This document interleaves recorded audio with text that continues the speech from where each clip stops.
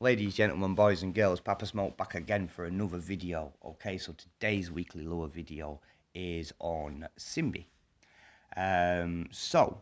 Magic is known to reside in many places throughout nature. Not all of those places are obvious to the uninitiated or even discernible to the naked eye, to be honest with you. And it's in these places, these sort of like places between places, where only like shadow and water exists, that Simbi likes to hide. Now, he can be quite an elusive lure.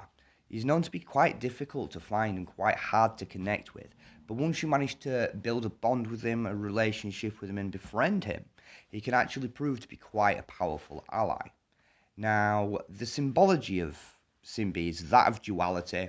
So he likes places that reflect duality, so like where the forest meets the flatlands, where salt water meets fresh water, where any apparent opposites meet. Now, for some strange reason, this sort of creates the symbology of yin yang in my mind, even though it's nothing to do with the pantheon. Now, he's said to have a foot in both worlds.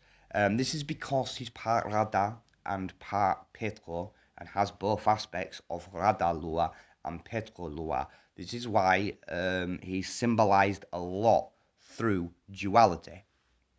I'll cover his origins briefly, but we're not really going to go into it too much. There are many different beliefs on his origins, basically. Some people believe that he's can be traced all the way back to the Zemai spirits of the Taneo and Arawak tribes. And some people believe that his Petro aspect can be traced back to a much darker spirit called Maboya, who was very feared as a spirit of the night, and he was the bringer of famine by killing crops, and people associate Simbi's darker side, or some people, should I say, if I want to say it correctly, associate Simbi's darker side with Mboya. Okay, so he can be quite tricky to connect with. Process of working with him may be a slow one. Often people leave offerings in his favourite places to sort of draw him out and coax him and show there's no nefarious intent towards him. When you do this, just shout out aloud, Simbi, I've brought you a gift and my respect, and this is for you. I'll leave this offering for you. His sacred day, just to let you know, is the 30th of November. You can give him white rum, lemon drops on a small white china plate, spring water, salt water. You could sacrifice chickens to him, but you don't have to be honest with you. And in some places, for specific protection, items to do with turtles can be, or turtles themselves can be given as offerings. But again, you don't have to. No one's telling you to go out there and sacrifice any animals, so don't do anything crazy. Also, he likes candles in his right colours, just like any Lua does. Now, there are a few different aspects and deific masks of Simbi. So, depending on which one you work with, depends on what his colours are. I've got a blog online and also more information in my book about that. So, feel free to purchase my book and read that. I'm not going to list all the aspects and all the colours and just drone on and bore you. So, as a result, it can be associated with more than one saint as well. St. Andrews, there's the Three Kings of St. Bomero, and again, details on such things are in my book.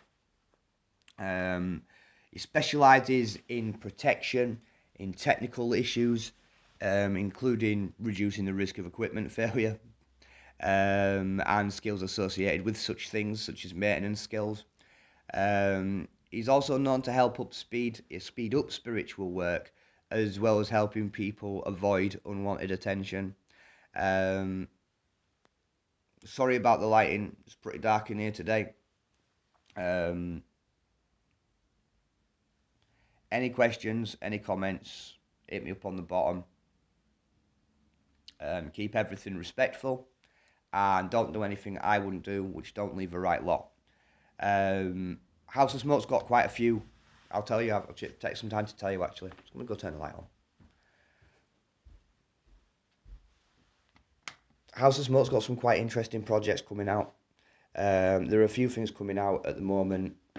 Kay, our resident practitioner of Bukaria, is building an apothecary. We'll be able to supply you with oils and powders and fetishes and curios at a much more reasonable rate than what's already out there in a much more effective way. Kate's very experienced and has been practicing spiritual work for years. It's generational within her family.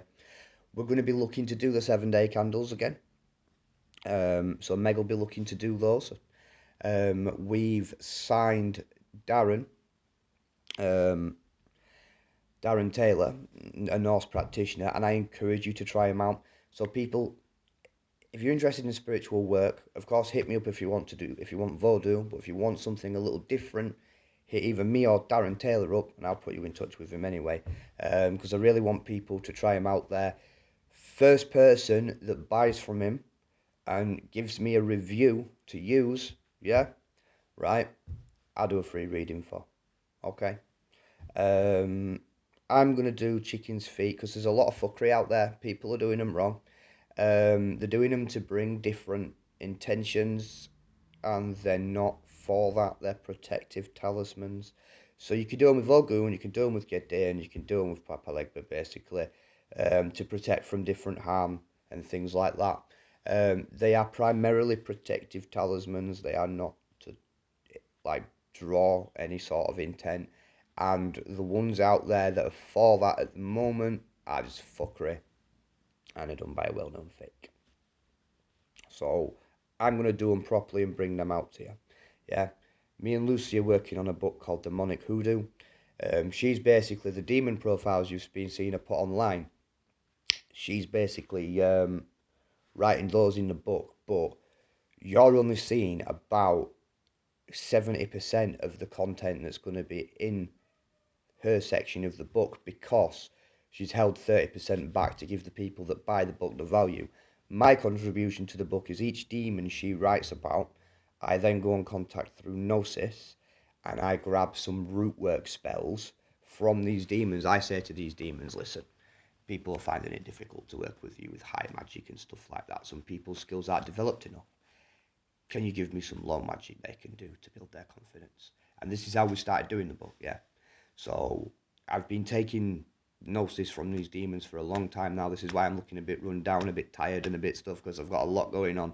But constantly performing evocations, writing everything down, and then dealing with your normal job as a bookhor as well gives you one hell of a spiritual hangover. Do you know what I mean? So that's coming out. House of Smoke's staff are working on books as well. They're right far in the pipeline. No, I'm not going to tell you the topics because they're too far away for me to even mention them now. I'm going to be in a book that Pablo Menzino is bringing out. He brought you the Anthology of Gnosis Volume 1, a free online book you can download, yeah? I recommend you do that. It's fucking great. I'm not in that one, but I'm in the second one.